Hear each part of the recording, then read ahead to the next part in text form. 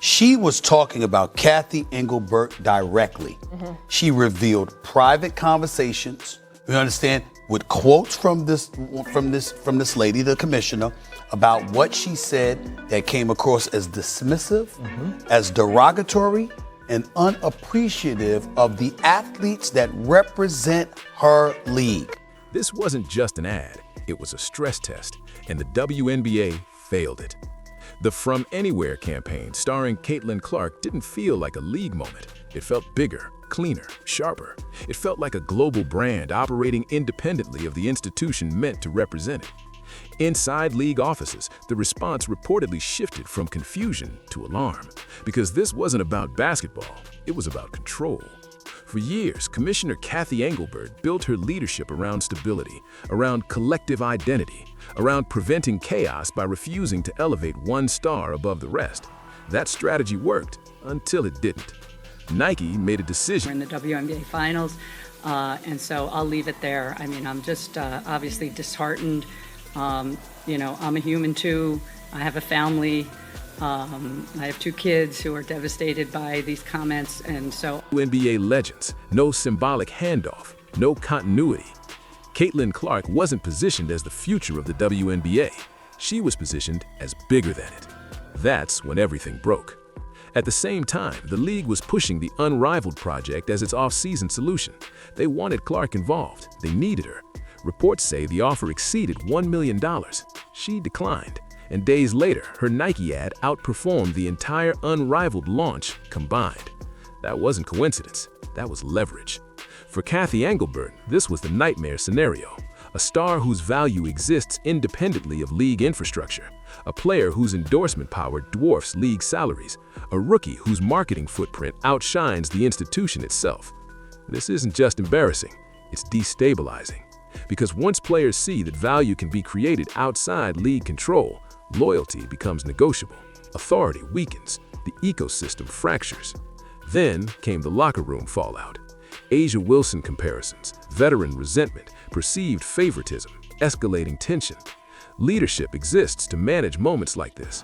Well, I mean, first of all, I have great respect for Fee, and I think she made a lot of very valid points. And you know, I think what people need to understand, you know, we need great leadership in this time across all levels. This is straight up the most important moment in this league's history. Well, this league's been around for 25 plus years, and this is a moment we have to capitalize on. Whether the WNBA, under its current leadership, is big enough for Caitlin Clark. And if the answer is no, then change is not optional. It's inevitable. And this is where the situation stops being theoretical and starts becoming dangerous for the league. Because once a commissioner loses narrative control, the next thing that goes is trust. Trust from players, trust from owners, trust from partners who are deciding where to place their money next. Cathy Engelbert is now operating in a league where none of those groups are fully aligned anymore. Privately, there is growing frustration among team owners who feel blindsided.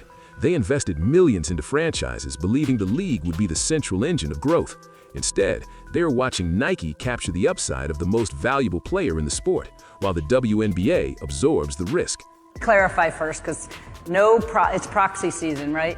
No CEO do you just put the base pay in there. You put their bonus, you put their stock options, you put everything. Caitlin has the ability to make up to $500,000 just in WNBA wages this year. So, of course, they're just looking at a base which is collectively bargained. And actually, it's low because she's the #1 pick. She'll make a little more than that. But she also has millions and millions of dollars of endorsements. She's actually, because she declared to become pro, her endorsements are higher in dollar value. She has a global platform now, not just a U.S. platform. So she's going to do just fine, as will the top players in the league, as every league does. But I realize we still have a lot of work to do, and it's all about the ecosystem. Cannot ignore the fallout inside locker rooms. So instead, the league drifts, and drifting is fatal during moments of rapid growth. This is also where the Caitlin Clark discourse becomes impossible to manage. For 2 years, leadership tried to keep her framed as part of the system, but the market rejected that framing. Fans do not see Clark as interchangeable. They see her as the reason they showed up in the first place. When leadership refuses to acknowledge that reality, it creates resentment on both sides. New fans feel dismissed. Veteran players feel disrespected. The commissioner absorbs blame from everyone. And then there is the media problem. Every time Engelbert speaks now, her words are dissected not for clarity, but for weakness. When she references ecosystem balance, critics hear avoidance. When she mentions gratitude, players hear entitlement. When she talks about patience, sponsors hear lost opportunity. The authority of the office has eroded. And once that happens, even correct decisions are met with skepticism. This is why calls for resignation are no longer coming from the margins. They are coming from former players, media voices, and industry insiders who understand how fragile this moment is. The WNBA is not fighting for survival anymore. It is fighting for scale. That requires leadership comfortable with imbalance, comfortable with star-driven growth, comfortable letting one player shine without treating it as a threat. Engelbert's background is corporate, structured, controlled. That skill set. 2 kids who are devastated by these comments, and so all I'll say is just, it's obviously been a tough week, and I just think there's a lot of inaccuracy out there. Wait, the audience doesn't wait. The market doesn't wait. If the WNBA wants to lead instead of follow, it has to confront the reality this commercial exposed. The league's future cannot be managed like its past, and the commissioner cannot cling to a model that no longer matches the moment. This isn't about one ad, it's about one era ending, and what happens next will determine whether the WNBA becomes a global powerhouse or a platform that simply launches stars who eventually outgrow it. The pressure is no longer coming, it's already here. The question now is simple. Will the league evolve, or will it be left chasing the stars it created? Inside the locker rooms, the tension is palpable. Veteran players who have spent years carrying the league feel overlooked.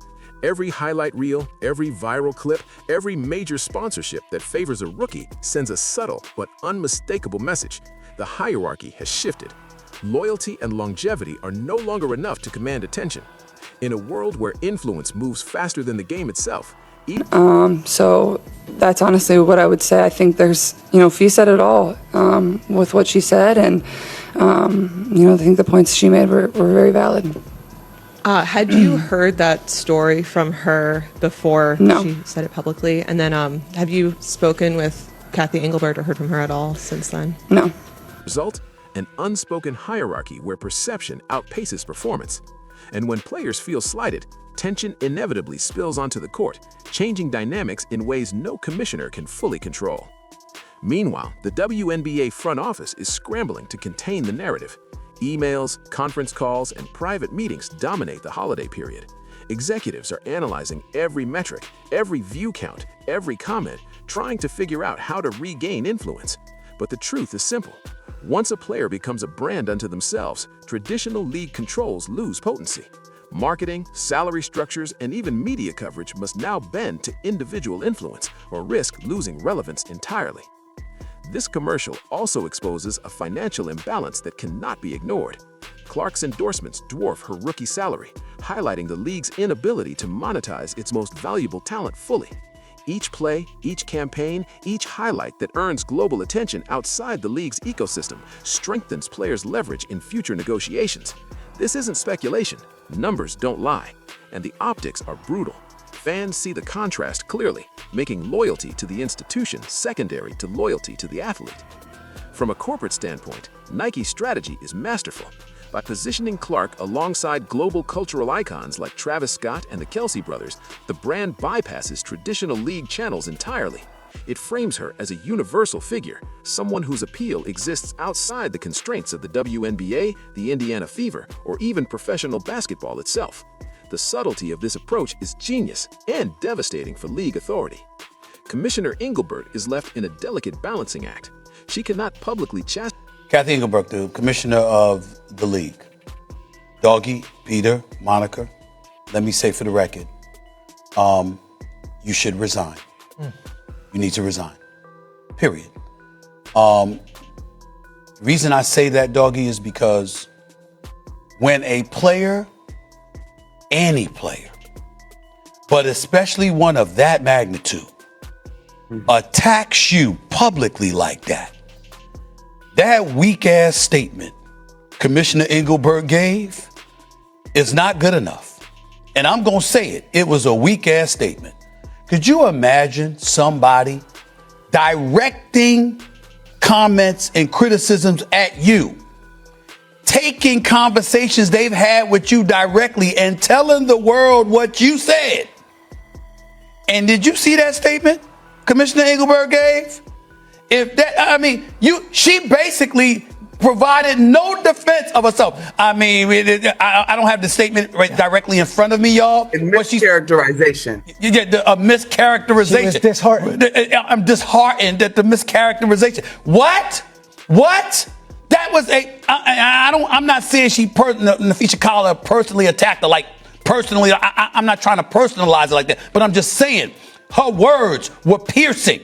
That was an attack against your leadership. It was an attack against your integrity.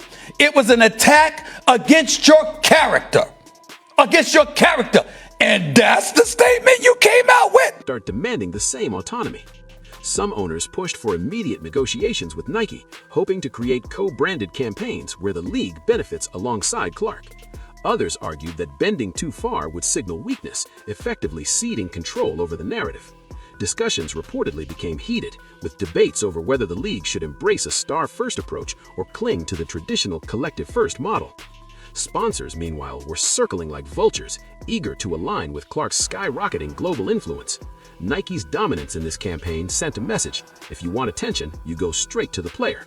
Other brands, from Gatorade to State Farm, began evaluating their own marketing strategies, weighing whether to invest in league campaigns or put all resources behind individual stars. The result is a delicate game of power and positioning. The league can either negotiate hard for its share of sponsorship revenue or risk being sidelined while players become their own brands. What's notable is how quickly influence shifted. Clark's campaign forced a re-evaluation of league priorities.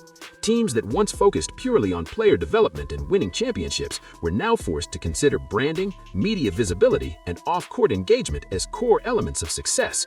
In short, the WNBA ecosystem was entering a new era, one where business strategy matters as much as basketball IQ. A tense prediction for the 2026 WNBA season. As the 2026 season approaches, the stakes have never been higher. Fans, players, and executives are all bracing for a year defined not just by wins and losses, but by influence, narrative, and control. Here's what insiders predict. Locker room dynamics will shift. Veteran players may approach the season with skepticism and caution. The stark contrast between Clark's high-profile campaigns and traditional team recognition is likely to cause tension.